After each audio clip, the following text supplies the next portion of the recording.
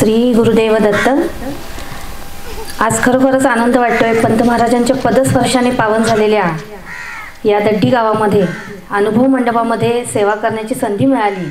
तर प्रथमतः मी सर्व संयोजकांचा आभार मानते, कारण आजचा दिवस खरोखरच भाग्याचा आहे. कारण भगिनी इथं उपस्थित आहेत आणि माझा खरा उद्देश जो असतो तो भगिनींपर्यंत पंत महाराजांचा बोध कितपत पोचेल हे एक ध्येय डोळ्यासमोर ठेवूनच हा प्रचार आणि प्रसार करायचं कार्य मी करत असते.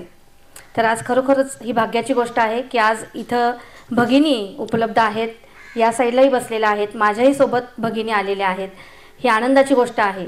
भगिनींचंच नाव का मी मुद्दाम घेते आहे, तर एका घरामध्ये जर स्त्री शिक्षित झाली, तिला हा बोध कळाला, तर ती संपूर्ण घरामध्ये त्याचा प्रचार आणि प्रसार करते, कारण ती ताकद तिच्यामध्ये असते. म्हणून मी भगिनींचं नाव प्रथम घेतलेलं आहे. तर आज आपण आपल्या विषयाकडे वळूया, फार वेळ न घालवता, कारण अजूनही तिघजण बोलणार आहेत, त्यांचंही मला महत्त्वाचं म्हणजे ऐकायचं आहे. तर फार वेळ न घालवता आपण आपल्या मूळ विषयाकडे वळूया. पंत महाराजांचं बालपण आणि त्यांचं जन्मगाव हे दड्डी. आज दड्डीचं जर मंदिर बघितलं आणि इथला जर परिसर बघितला तर त्या काळी काय परिस्थिती असेल याचा अनुभव आपल्याला नक्कीच येतो. आज आपल्याकडे सगळ्या सोयी आहेत आणि त्या सोयीने युक्त आपण आज इथंपर्यंत येऊ शकतो. इथला ही निरागस जी शांतता आहे तिचा आस्वाद आपण घेऊ शकतो. पण त्यावेळेची जर परिस्थिती बघितली तर खरोखरच काय वेळ असेल त्यावेळी, आणि पंत महाराज इथं आलेले असतील, त्यांच्या पदस्पर्शाने इथे या प्रत्येक कणाकणामध्ये पंत महाराजांचा स्पर्श झालेला आहे. ही प्रत्येक कण आपल्याला सांगतोय की पंत महाराज इथं येऊन गेलेले आहेत, त्यांचा स्पर्श आम्हाला झालेला आहे. आणि या पदस्पर्शाने पावन झालेल्या भूमीमध्ये आपण सर्वजण पंत महाराजांचा बोध श्रवण करण्यासाठी बसलेलो आहोत. त्यांचं प्राथमिक शिक्षण दड्डी, त्यांचं बालपण देखील दड्डी. इथं त्यांनी प्राथमिक शिक्षण आपल्या त्यांचे मामा श्रीपाद पंत यांच्याकडून त्यांनी प्रत्येक ग्रंथाचं जे मार्गक्रमण कसं आहे, किंवा हरिविजय असू दे, भक्तिविजय असू देत, किंवा भगवद्गीतेचा सार असू दे, याचा संपूर्ण अभ्यास करून पुढील शिक्षणासाठी ते बेळगावला गेले. बेळगावमध्ये त्यांनी शिक्षण सगळं संपवून त्यांनी शिक्षकाची नोकरी पत्कारली. त्यानंतर त्यांना सद्गुरूचा अनुग्रह झाला, बालमुकुंदांचा अनुग्रह झाला. अनुग्रह झाल्यानंतरची जी परिस्थिती होती, 2 वर्षाचा कालावधी फक्त त्यांना त्यांच्या सद्गुरूचा लाभला. या 2 वर्षामध्ये बालमुकुंदांनी त्यांना असं काय नेमकं सांगितलं असेल, असा कोणता बोध त्यांना दिला असेल, त्या बोधाच्या जोरावर पंत महाराजांनी आज हे समग्र वाङ्मय असू देत, किंवा आपण ज्यांना पंत महाराज म्हणतो अशा या महाराज पदावर ते कसे गेले असतील याचा सूक्ष्म अभ्यास करणं आज आपल्याला गरजेचं आहे आणि ती गरज आहे. बघा, बोध म्हटलं की काही वेळेला आपल्याला असं वाटतं की नको, कंटाळवा नाही, हे बोध वगैरे काही नको, किती वेळ ऐकायचं, काय म्हणून ऐकायचं, पण त्याची गरज आहे. तर बघा, प्रेम तरंग हा पंत महाराजांनी 1884 साली वयाच्या 29व्या वर्षी, जर आता ही नवीन आवृत्ती आज इथं आलेली आहे, ही सगळ्यांनी बघा आणि त्याची खरेदी करा. याच्यामध्ये संपूर्ण जीवनाचं सार पंत महाराजांनी सांगितलेले. आपण आपलं जीवन जगत असताना प्रत्येक घडामोडीला आपण सामोरं जातो, प्रत्येक गोष्टीला आपण फेस करत असतो. पण पंत महाराजांनी त्यावेळी त्या गुरुबंधूंना उद्देशून हा प्रेम तरंग हा ग्रंथ लिहिलेला आहे. त्याच्या पाठीमागे कारण नेमकं काय आहे, एकदा वाचा, दोनदा वाचा, तीनदा वाचा, नाही लक्षात आलं तर समजून घेण्याचा प्रयत्न करा, पण नक्की समजणार. बघा, याच्यामध्ये सुरुवातीलाच म्हटलेलं आहे, पुत्रा, कोणतेही काम करायला एकाग्रता पाहिजे म्हणजे कार्यसिद्धी होते. साधं नामस्मरण जरी करायला आपण बसलो, सुरुवातीला दिवसाची सुरुवात, आंघोळ झाली, भस्म लावलं आणि नामस्मरण करायला आपण सुरू केलं, किती वेळ आपण त्या नामस्मरणामध्ये एकत्र असतो सांगा. महिला वर्ग तर अगदी आवर्जून सांगल, कारण त्यांना काही शेतकरी महिला असतील, त्यांना धार काढायची असते, त्यांना तिकडं जाण्याची गडबड असते. काही महिला सर्व्हिसला जाणाऱ्या असतात, त्यांना घरातल्यांचं जेवण बनवून, त्यांचे डबे भरून मग त्यांना त्यांच्या कामावर जायचं असतं. या सर्वांमध्ये ती एकाग्रता साधली जाते का याचा आपण कधी विचार करत नाही. खरोखर ती एकाग्रता आपल्यामध्ये आले का, नाही आलेली. म्हणून पंत महाराज इथं म्हणतात, पुत्रा, कोणतंही कार्य करायला मनाची एकाग्रता आली पाहिजे तर कार्याची सिद्धी होते. मग ही एकाग्रता कशी आणायला पाहिजे, तर पंत महाराजांनी हे पुस्तक जर हळूहळू तुम्ही वाचलं तर त्याच्यामध्ये पंत महाराजांनी ओम नमः शिवाय याचा अर्थही दिलेला आहे. तो अर्थ समजून जर आपण नामस्मरण केलं तर नक्कीच ती कार्याची सिद्धता होते. कारण ओम नमः शिवाय हा मंत्र सप्तकोटी मंत्राची जननी आहे. मग तो वरवर घ्यायचा आहे का आपल्याला? नाही घ्यायचा. फक्त ओम नमः शिवाय ओम नमः शिवाय, माझ्या शिट्ट्या व्हायला लागल्यात, माझी धार काढायची आहे, माझी बस चुकेल, आज माझ्या मुलांची गाडी चुकेल, असं म्हणून घ्यायचं आहे का? नाही घ्यायचं. शांतपणाने घ्या. तुम्हाला त्या वेळेला नाही जमलं तर तुम्ही त्याच्यानंतर घ्या, कारण वेळेचं बंधन नाही आहे आपल्याला, या वेळेतच करायला पाहिजे असंही काही नाही आहे. त्यामुळं आपलं मन पहिला एकाग्र करा, शांत करा, सद्गुरूला नजरेसमोर ठेवा आणि मग त्याचं नाम घ्या आणि मग पुढे काय होते ते बघा. बघा पुढे पंत महाराज म्हणतात, ती एकाग्रता प्राप्त होण्याला आपले मन अनेक कल्पना जालात जे तडफडत असते ते त्यापासून मोकळे करून प्रकृतीविषयी स्थिर केले पाहिजे. मगाशीच मी सांगितलं, हे मन अनेक कल्पना जालामध्ये अडकलेलं आहे, याला स्थिरता येत नाही. आज इथं आहे तर ते 2 मिनिटामध्ये अमेरिकेला जाऊन पोहोचलेलं असतं, कारण मनाला पंत महाराजांनी माकडाची उपमा दिलेली आहे. ते एका जागी स्थिर नाही, या झाडावरून त्या झाडावर त्या, कारण या मनाचा व्यापारच इतका मोठा आहे, ते एका जागी स्थिर होणार नाही. कारण मन हे आपल्या देहाचा राजा आहे. आज या मनाने ठरवलं दड्डीला यायचं, आलं. आज हे मन म्हटलं 2 वाजताच इथनं उठायचं, मन उठलं, ह्या देहाला बरोबर घेऊन चाललं आणि तिथंपर्यंत पोचलं. मग या मनाला स्थिर करायचं असेल तर काय करायला पाहिजे? सगळ्यात पहिल्यांदा नामाची कास धरली पाहिजे. नाम हे वरवर न घेता अंतःकरणातून ते नाम घेतलं पाहिजे. सद्गुरू तिथं उभा राहिलाच. म्हणून या मनाला पहिला कार्यसिद्धी जर आपली प्राप्त करून घ्यायची असेल तर या मनाला आपला सखा करूया, सन्मित्र करूया, याला आपल्या जवळ बांधून ठेवूया. याला इतरत्र कुठं पाठवण्यापेक्षा बाबा तू इथेच थांब आणि सद्गुरूचं नाम घे, मग आपल्या कार्याची सिद्धी होईल. बघा पुढे पंत महाराज म्हणतात, तू या जन्माला येऊन किती वर्षे झाली? लक्षात आण. तुला समजू लागल्या दिवसापासून आज पावेती तू पाहता पाहता तुझा देह आधी करून सर्व जगात तुझ्या बुद्धीत किती फेरफार झाला पहा. आपण जन्माला आल्यापासून, आता मला सांगा, प्रत्येकाने स्वतःला विचारा, आपण आपल्या इच्छेने जन्माला आलोय का? आज मी म्हटलं मला कुलकर्ण्यांच्या घरामध्ये सून म्हणून यायचंय, किंवा माझ्या माहेरचं आडनाव काळे आहे, मी काळ्यांच्या घरामध्येच जन्माला यायला पाहिजे, मला हेच आई वडील पाहिजे, असं आम्ही किती जण आपल्या इच्छेने जन्माला आलोय? आलोय का आपण जन्माला? नाही आलो. तर बघा इथं पंत महाराजांनी काय म्हटलेले आहे, तुला जन्माला येऊन किती वर्ष झाले हे लक्षात आण.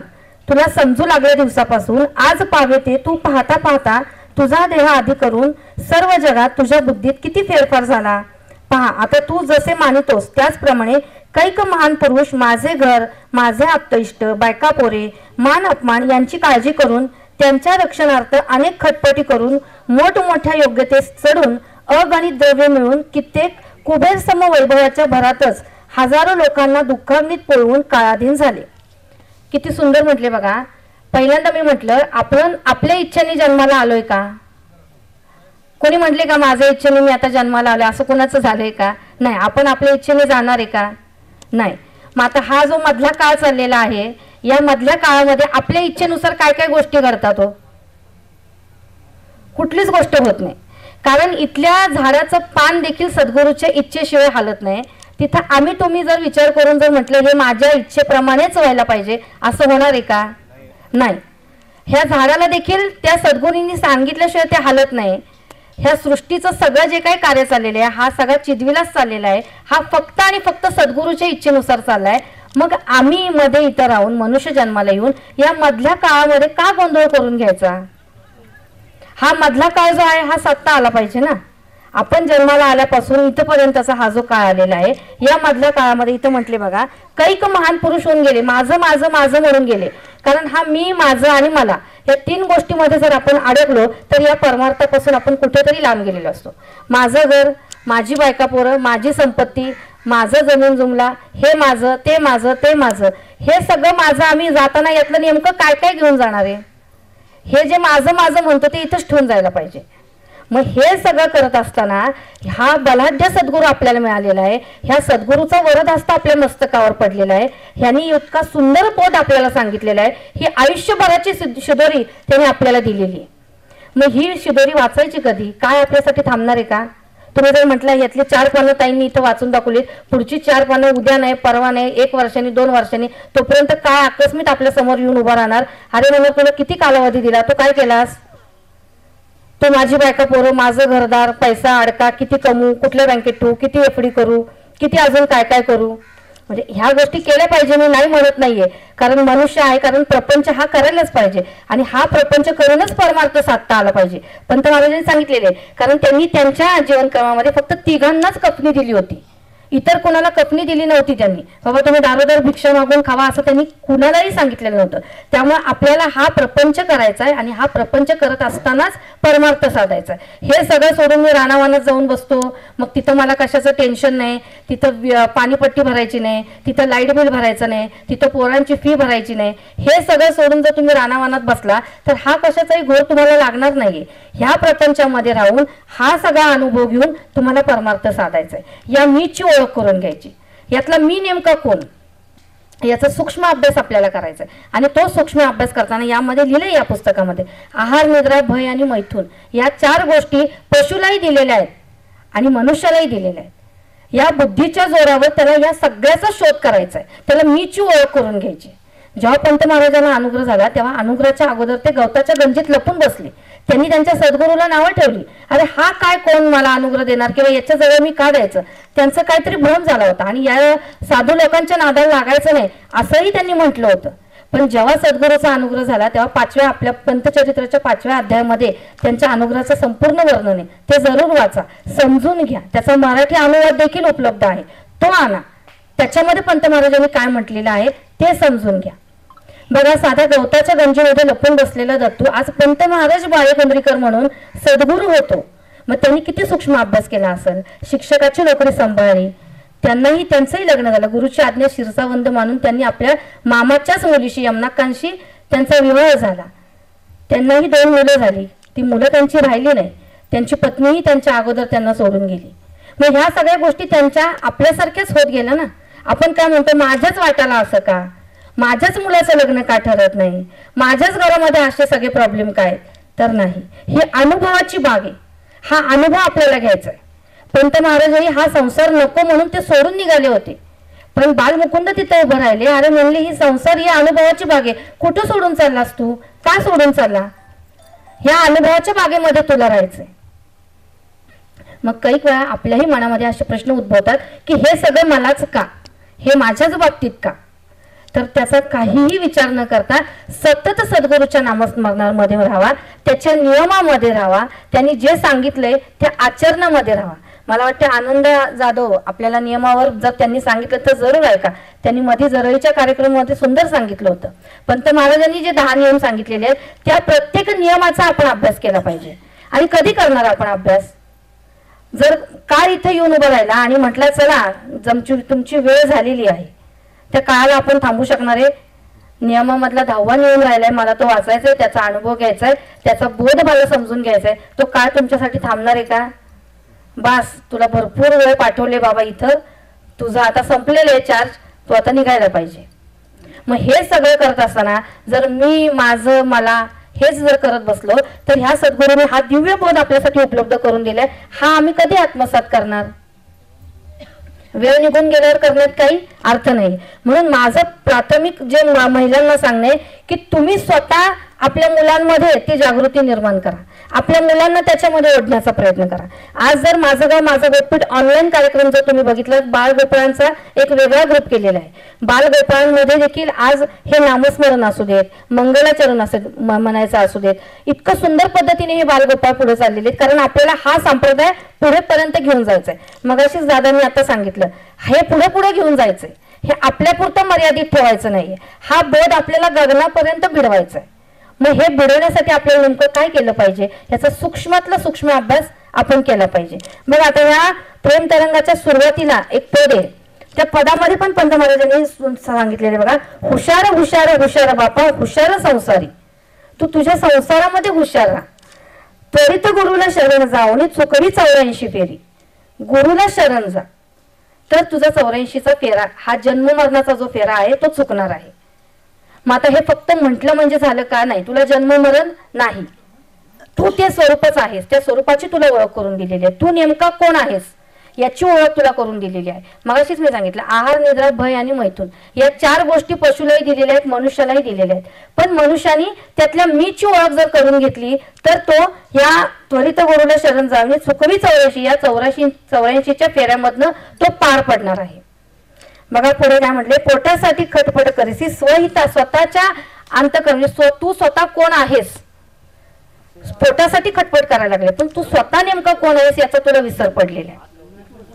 तर हा विसर पडू न देता पुढे काय म्हटले बघा, नाश होता आयुष्याचा नको गया काशी, गेह देह धन सुतादी सत्य मानसी माती. मीच मगाशी सांगितलं मी कोण आहे हे मला समजत नाही, माझी बायका पोरं, माझं घरदार, माझं सगळं याच्यासाठी मला करायला पाहिजे, याच्यासाठीच माझं आयुष्य खर्च करायला पाहिजे असं न म्हणता नेमकं तू कोण आहेस हे जरासं आत डोकावून पहा. हे आत डोकावून पाहिल्याशिवाय आपल्याला मीची ओळख होणार नाही. खरा मी कोण आहे पंत महाराजांनी याच्यामध्ये सांगितले, तनुमन धन सद्गुरूला अर्पण करायला पाहिजे. मग हा देह आज न उद्या जाणार आहे, हा देह म्हणजे एक साधन आहे आपल्याला. ह्या देहामधनं जर ही चैतन्य शक्ती हे आत्मस्वरूप जर बाहेर पडलं तर ह्या देहाला प्रेताची अवस्था प्राप्त होणार आहे. ह्या देहाला कोण म्हणतं 2 मिनिटांमध्ये ही तर सीमा होती, ह्या सीमाची बॉडीमध्ये रूपांतर झालं. बॉडी कधी येणार आहे, बॉडी कधी घेऊन जाणार आहे, म्हणजे हा देह देखील नाश होणार आहे, नश्वर देह आहे.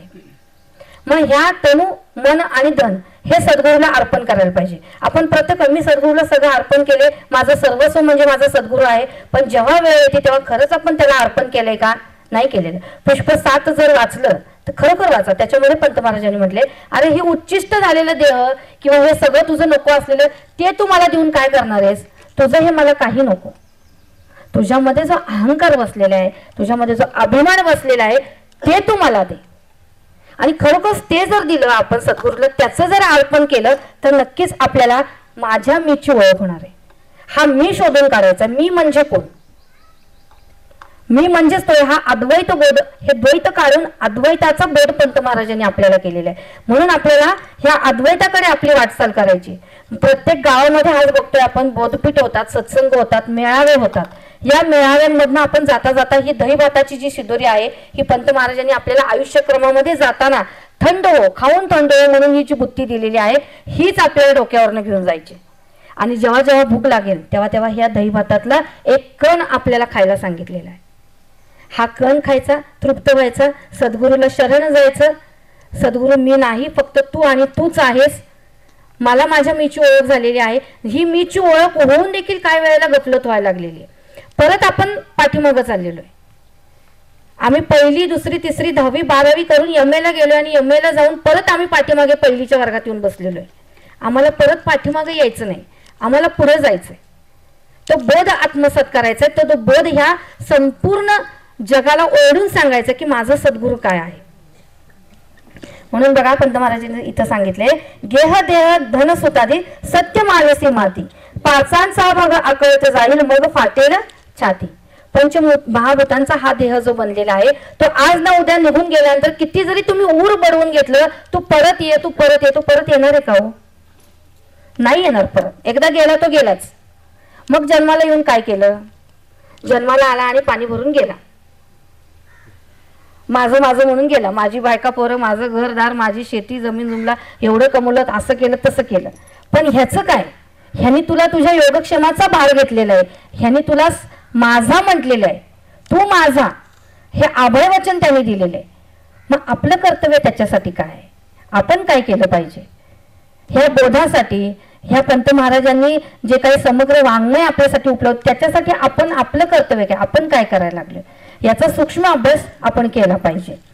बघा पुढे काय म्हटले, बाल्य गेले तारुण्य गेले वृद्ध दशा आली. बालपण हे कळत नव्हतं, ते आई वडिलांच्या मांडीवर खेळण्यात गेलं. तरुणपण येऊन पर्यंत मद मत्सर यामध्ये गेलं. मी तरुण आहे, माझं रक्त सळसळत आहे, त्याच्यामध्ये गेलं. मग वृद्ध दशा आपल्याकडे आली. मग तोंडात दात पडलेले असतात, चष्मा लागलेला असतो, चष्म्याशिवाय दिसत नाही, गुडघे काम करत नाहीत, पाठीचा मणका साथ देत नाही. आणि मग बोधपीठाला जायचं म्हटलं तर जाता येणार आहे का आपल्याला, नाही जाता येणार, कारण हे सगळं निकामी होत चाललेलं आहे ना. म्हणून पंत महाराजांनी हा जो ग्रंथ 29व्या वर्षी लिहिलेला आहे, 29व्या वर्षी लिहून तो संपूर्ण आज जेवढे आपले भक्त आहेत त्यांना उपयोगाला आलेला आहे हा ग्रंथ. मग आपण आपल्या ही प्राप्त घडी जी आहे या प्राप्त घडीमध्ये काय साधलं, म्हणून इथे म्हटले बघा, बाल्य गेलं तारुण्य गेले वृद्ध दशा आली, काळ फासा गळ्याशी आला पडली तुला भुली. काय फासा तुझ्या गळ्यामध्ये आला, तुझी तिन्ही स्टेप निघून चालल्या आणि शेवटच्या स्टेपमध्ये तू आलास आणि मला परमार्थ साधायचा आहे, नाही साधता येणार. तेव्हा सगळं तसं संपत आलेलं आहे. म्हणून पंत महाराजांनी प्रेम तरुणमध्ये सांगितले, कोमलपणी मन वाकवा.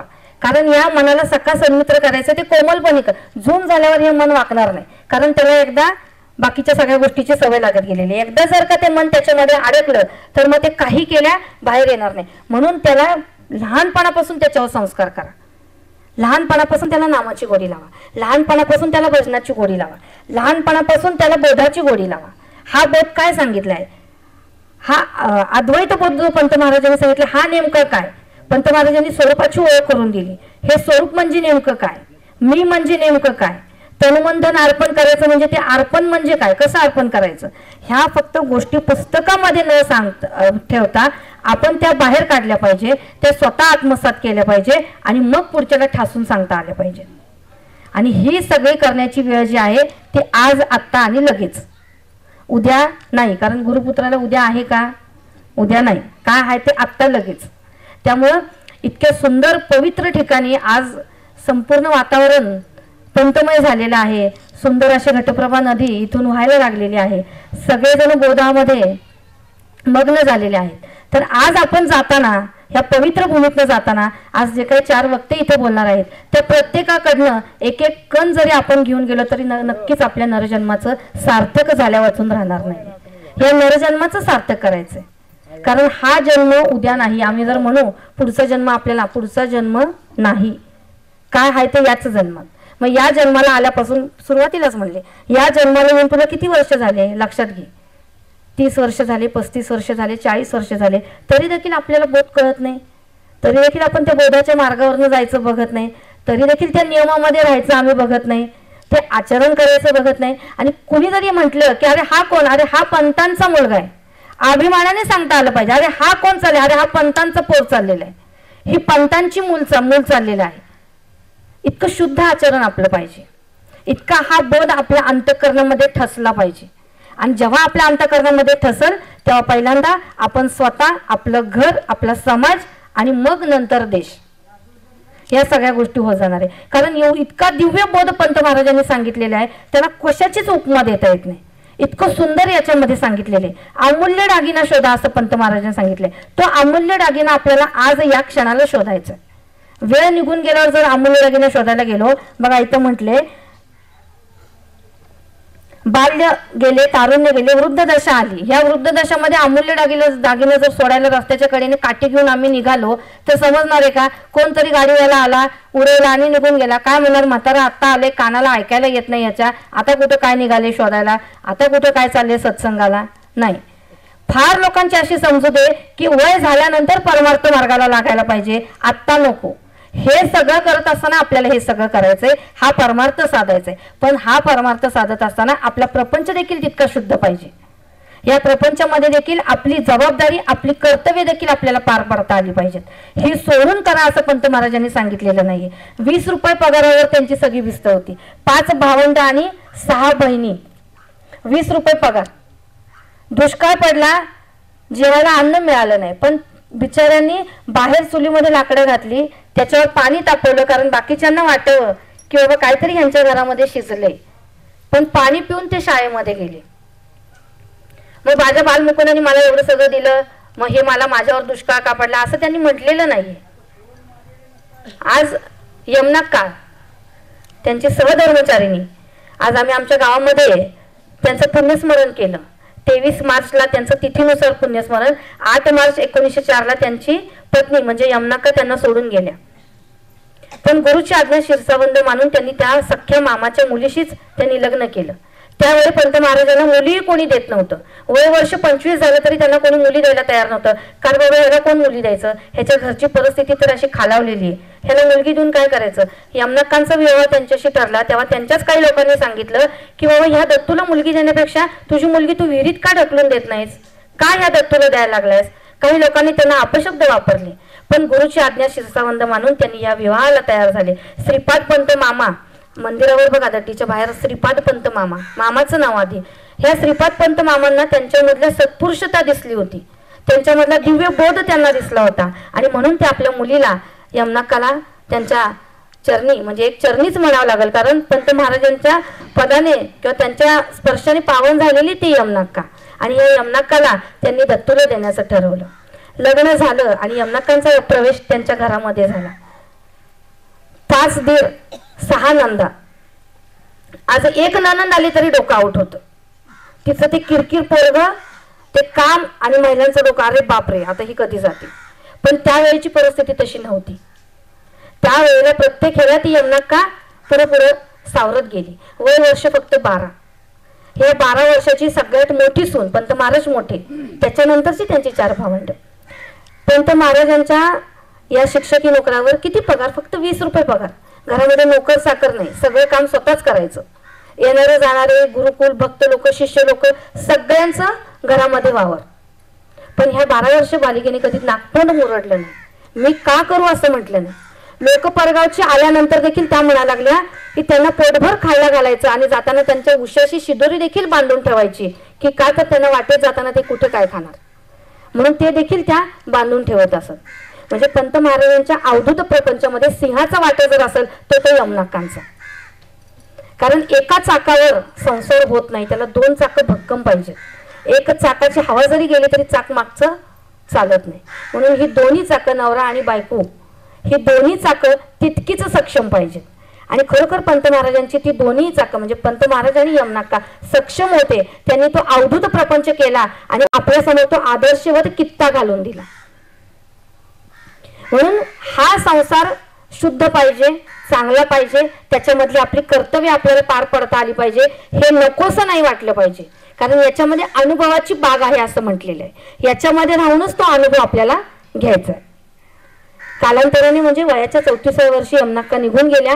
आणि आज खरोखरच मला अभिमान वाटतो की आम्ही आमच्या गावामध्ये 2009 पासून यमनाक्कांचं पुण्यस्मरण करतो.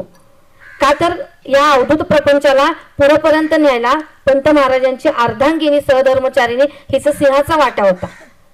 आणि म्हणूनच पंत महाराज पुढे पुढे जरी गेले तरी देखील ही यमनाक्का त्यांच्या पाठीमागे त्यांची सावली बनून होती. 9 वर्षांनी पंत महाराजांना बाळाराम हा मुलगा झाला आणि तोही राहिला नाही. तो देखील निघून गेला त्यांना सोडून. पण तो निघून गेल्यानंतरही पंत महाराजांनी वाईट वाटून घेतलं नाही. भगवद्गीतेचा सार 3 दिवस स्वतःला कोंडून ठेवून भगवद्गीतेचा सार त्यांनी लिहून काढला. हळहळ व्यक्त केली नाही. ही देखील सद्गुरूची इच्छा. आंबाक्का म्हणून मुलगी झाली, ती देखील पंत महाराजांच्या नंतर गेली. आधी यमनाक्का गेल्या आणि नंतर आंबाक्का गेल्या. म्हणजे हा सगळा प्रपंच करत असताना पंत महाराजांना देखील या प्रत्येक गोष्टीला सामोरं ते गेलेले आहेत. त्यांनी असं हे झटकून टाकलेलं नाही कुठल्या गोष्टी. हा दिव्यबोध आपल्यासमोर उपलब्ध करून दिलेला आहे. त्यांनी त्या स्वरूपाशी एकरूप झालेले आहेत. त्यांना त्यांच्या मीची ओळख झाली आणि म्हणूनच आज पंत महाराजांना या विश्वात देखील त्यांचा गुरु दिसलेला आहे. अंजन ल्यालो मी डोळा, विश्वी देखील गुरु सावळा. या विश्वामध्ये देखील या प्रत्येक संपूर्ण कणाकणामध्ये त्यांना सद्गुरू दिसलेले आहे. हा सद्गुरू तुम्हा आम्हाला दिसला पाहिजे, कारण अद्वैत बोध पंत महाराजांनी आपल्याला दिलेलं आहे. म्हणून ह्या अद्वैत बोधाचं तत्वज्ञान, ते ब्रह्म तूच आहेस, ते तत्व तूच आहेस, याची जी काय उकल करून दिलेली आहे ते सगळं आपण आत्मसात केलं पाहिजे. आणि जेव्हा आपण आत्मसात करू तेव्हा आपल्याला समोरच्या मधला पंथ दिसणार आहे. आणि हा पंथ आपल्याला बघायचा आहे. उघड डोळ्याने हा पंथ आपल्याला बघायचा आहे. या विश्वामध्ये संचार करणारा हा पंथ आपल्याला बघायचा. हा पंथ फक्त फोटोमध्ये नाहीये. हा पंथ इथल्या प्रत्येक कणाकणामध्ये भरून उरलेला आहे. कारण याच्याशिवाय दुसरं काही नाही. एकच तत्व, एकच ब्रह्म सगळीकडे नांदते. याच्या व्यतिरिक्त दुसरं काय आहे का? नाही. जे जे काही दिसतंय हे द्वैत दिसतोय. आपण तू वेगळा, मी वेगळा, हे वेगळं, हे काहीही नाही. एकच परब्रह्म या विश्वामध्ये नांदते. आणि ह्या परब्रह्माला आपल्याला बघायचंय. आणि हे बघण्यासाठी या प्रेम तरंगमध्ये सुरुवातीलाच सांगितलेलं आहे, पुत्रा कोणतंही काम करायला एकाग्रता पाहिजे. हे मन जे आहे अनेक कल्पना जालामध्ये तडफडायला लागलेले, या मनाला तुला वश करता आलं पाहिजे. या इंद्रियाला त्या मनाच्या पाठीमागं बघा, मन इंद्रिय सांगतील तसंच मनाच्या पाठीमागं जायचं नाही. त्या मनाला तिथं थांब म्हणायला आलं पाहिजे. ते मन आपल्या पाठीमागनं यायला पाहिजे. या मनाच्या बरोबर आपण चालायचं नाही, आपल्या पाठीमागं मन आलं पाहिजे. मग ही सगळी कार्यसिद्धी होणार आहे. हे सगळं साधता आपल्याला येणार आहे. म्हणून जे कोणी अनुग्रहित आहेत, जे कोणी अनुग्रहित नाही आहेत त्यांनी देखील पंत महाराजांचं वरदहस्त आपल्या शिरावर घ्या, कारण जन्माला आल्यानंतर सद्गुरू हा पाहिजेच. आपल्याला आपल्या मीची ओळख करून देण्यासाठी सद्गुरू पाहिजे. हा जन्म कशासाठी आहे? मी जन्माला आलेलो आहे. का जन्माला आलोय? कुणाच्या इच्छेने जन्माला आलेलो आहे? माझं इथलं कर्तव्य काय आहे? का फक्त माझ्या आजी आजोबा काय केले, त्याच्यानंतर माझ्या मम्मी पप्पांनी काय केलं, आता मी काय करते, मग माझ्या मुलांनी काय करायचं, त्यांच्या मुलांनी काय करायचं, ह्याच्यासाठी जन्म नाहीये. तुला तुझी ओळख करून घ्यायची, तू नेमका कोण आहेस, त्या मीची ओळख करून घेण्यासाठी तुला सद्गुरू पाहिजे. सत्य स्वरूपाची ज्यांनी जाणीव करून दिली तो म्हणजे सद्गुरू, आणि तो सद्गुरूचा वरदहस्त प्रत्येकाच्या शिरावर पडला पाहिजे. त्यासाठी खरोखर प्रेमळ हो, हा बोध जो आहे तो रोज एक पान वाचत जावा. आपल्या गावामध्ये मेळावे चालू करा, कोणीतरी एक जण त्याचा पुढाकार घ्या. आपल्याला जर नाही कळलं तरी फक्त वाचा. एक एक गोष्टी वाचनातनं देखील समजतील. काहीच कळत नाही अशातला काही भाग नाही, वाचनातनं समजतील. ते वाचन करून त्याच्यामध्ये पंत महाराजांनी काय सांगण्याचा प्रयत्न केलाय ते जाणून घ्या. आपल्या मुलांना त्याची सवय लागेल, कारण पंत महाराजांना ह्याचं व्यसन लागलं होतं. व्यसन गुरुचे लागले मजला, नाठवे संसार कैसा सजला. ह्याचं व्यसन लागायला पाहिजे, आणि हे व्यसन लागलं म्हणून ते त्याच्यामध्ये रत होत गेले, एकरूप झाले त्याच्यामध्ये. म्हणून ह्याच्यामध्ये एकरूप होऊया. बाकी सगळं तो करता करू फक्त तो आहे. आपण आपल्याकडे कुठलाही कर्तेपणा घ्यायचा नाही. त्याच्या इच्छेशिवाय झाडाचं पान हलत नाही. त्यामुळे आपण आपल्या इच्छेनुसार काय काय करतो आणि काय काय होतं आणि काय काय होत नाही याचा आपण सूक्ष्म अभ्यास केला पाहिजे. ही सद्गुरूचीच इच्छा आहे. हे जे झालं हे सद्गुरूचंच कार्य आहे, हे सद्गुरूंनीच करून घेतलेलं आहे. हा भाव फक्त आपल्या मनामध्ये शुद्ध ठेवायचा, कारण जितका भाव शुद्ध तितकं पुढचं सगळं शुद्ध होत जाणार आहे. कारण भाव बदलला की देव बदलत जातो. हा भाव तसाच शुद्ध ठेवायचा, एकरूप ठेवायचा. माझं सद्गुरूच आहे, सद्गुरूचं कार्य आहे. सद्गुरूंनी जो बोध सांगितलेला आहे तो मी आत्मसात करेल, सांगण्याचा प्रयत्न करेल. तो स्वतः सांगून जगासमोर मांडण्याचा कसा प्रयत्न करता येईल याचा सूक्ष्म अभ्यास मी करेल. हे आज प्रत्येकाने आपल्या उराशी बांधून घ्या. इथून जाताना, या पवित्र भूमीतनं जाताना आज चारही वक्ते आपल्याला समग्र वाङ्मयातून जो काही बोध सांगणार आहे तो इथून घरी घेऊन जाण्याचा प्रयत्न करा. नुसतं घरी घेऊन जाऊन एका कुलपात ठेवू नका, तो बाहेर पण टाकण्याचा प्रयत्न करा. आज महिला, मला वाटतं गेल्यानंतर महिलांना बोलणं बंद करा असं सांगणं कधी शक्य होत नाही. कारण बोलू नका म्हणलं तरी ते आपापसात कुचकुच का असे ना, 2 मिनिटं का असे ना बोलून उठतील. तर महिलांनी घरी गेल्यानंतर सांगा, आज आम्हाला इथे हे सांगितलं, आज आम्ही या पद्धतीने करणार आहे. आपल्या घरामधले आपले आईवडील आले नसतील, सासू सासरे आले नसतील, त्यांना देखील जाऊन सांगा, ह्या पंत महाराजांनी या प्रेमतरुणमध्ये आज हे सांगितले, आज आपण याचं वाचन करूया का. वेळ आपल्याकडे नाहीये, मी मान्य करते, पण वेळ काढा. तुम्ही 1 पाऊल पुढे जावा, तो 10 पावलं पुढे येणार आहे, हे 100%. आज माझ्याकडे काहीच वेळ नाही, मला जमत नाही, मला धार काढायची, शेतातली कामं आहेत, माझ्या कामधंद्यातनं जमतच नाही, मला रात्रीचे 10 वाजून जातात, 11 वाजून जातात. 1 दिवस त्याच्यासाठी काढा, कारण त्या बिचारांनी एवढ्याशा पगारावर एवढं सगळं सांभाळलं. मला वाटतं सगळं विश्वच त्यांनी सांभाळलं, आणि हे समग्र वाङ्मय आज तुम्हा आमच्या समोर आणून ठेवलेलं आहे. मग आम्ही फक्त अनुभव घेऊन गप्प बसायचं का? नाही बसायचं. एखाद्या सुनेला जर आपण घरी करून आणलं, आपल्या मुलाचं लग्न झालं आणि ती मुलगी आपल्या घरी आली आणि मी काय करणार नाही एका जागी बसून राहिली, सासू गप्प बसून देतील का हो? नाही बसून देणार. आपल्या घरातल्या चाली रीती रूढी परंपरा सगळ्या तिला सांगणार. मग ह्या सद्गुरूच्या चाली रीती परंपरा आपण का नाही सांगत? सांगायला पाहिजे ना आपण त्यांना. आणि ही ताकद जी आहे ती महिलांमध्ये आहे. ह्या महिलांनी याच्यामध्ये पुढाकार घ्यायलाच पाहिजे. त्यांनी हे पुढे जाऊन हा अवधूताचा झेंडा गगनी मिळवलाच पाहिजे. कारण मला असं वाटतं की ह्या एक महिला जर पुढाकार घ्यायचं मनात ठरवली तर तिच्या पाठीमागे 100 महिलांची रांग लागलेली असणार आहे. फक्त एक महिलेने जर पुढाकार घेतला तर 100 महिला तिच्या पाठीमागे उभं राहणार आहेत. त्यामुळे मी आज या कार्यक्रमामध्ये महिलांना सांगेन की हे वाचन चालू करा, या वाचनामधला बोध आत्मसात करण्याचा प्रयत्न करा. सद्गुरूंनी आम्हाला काय सांगितलं, काय नाही सांगितलं, ह्याच गोष्टी पटवून देण्याचा प्रयत्न करा. सून नवीन आहे, तिला आत्ता नको, ती नंतर करेल, आज नको, उद्या करूया, परवा करूया, काही नाही. जे काय आहे ते महिलांच्या हातामध्ये असतं, सासूच्या हातामध्ये असतं. कसं पाठवायचं काय? सासू जा म्हणले की सून नको म्हणणार आहे का? आज दड्डीमध्ये कार्यक्रम आहे, आज जरळीमध्ये कार्यक्रम आहे, आज चन्नेकुपीमध्ये कार्यक्रम आहे, गडिंग्लजमध्ये कार्यक्रम आहे. सासूनी पहिला सोनाला पुढे करायचं, बाई याची तुला गरज आहे, तू पहिला पुढे जा, मी तुझ्या सोबत आहे. सगळं घर आपल्याला अवधूत करायचंय. त्याच्यामुळे महिलांनी याच्यामध्ये पुढाकार घ्या. अगदी प्रेमानं याच्यामध्ये समाविष्ट झाल्यानंतर संपूर्ण घर, कारण येणारी सून आपल्याला पंतमय करायची. दुसऱ्या घरातनं आपण आपल्या घरात तिला आणायचंय, माहेर आणि सासर एक करायचंय. म्हणजे मला माझा अनुभव अगदी आवर्जून इथं सांगावासा वाटतो. दड्डीमध्येच यमुनाक्कांचा कार्यक्रम होता, यमुनाक्कांचं पुण्यस्मरण होतं. आणि जेव्हा पहिल्यांदा बोलायची संधी मिळाली या दड्डी गावामध्ये, तर पाठीमागे परमपूज्य आप्पासाहेब दड्डीकर होते आणि त्यांनी एक वाक्य म्हटलं की एक महिला सासर आणि माहेर एक करत असते, एक महिला सासर आणि माहेर एक करत असते.